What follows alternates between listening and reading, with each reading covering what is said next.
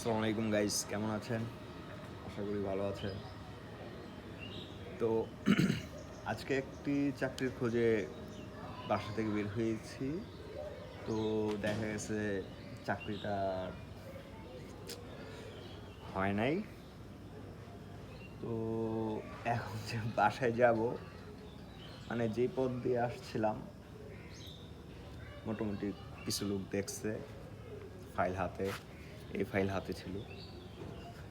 এখন যে আমি যে বাসায় রিটার্ন যাব, মানে এটা যে একটা লজ্জাজনক বিষয়, মানে এটা যে এত একটা খারাপ জিনিস, মানে বাসায় যাব খালি হাতে, মানে যদি কেউ জিজ্ঞেস করে যে চাকরি হয়েছে কিনা, যখন বলবো যে না হয় নাই, মানে এরপরে যে একটা লজ্জা পাওয়ার বিষয়টা, এটা যে এতটা লজ্জাজনক বিষয় আমি আজকে বুঝতে পারতেছি।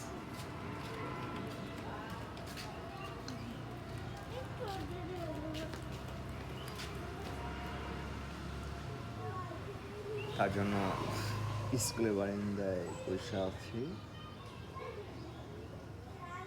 কি করব,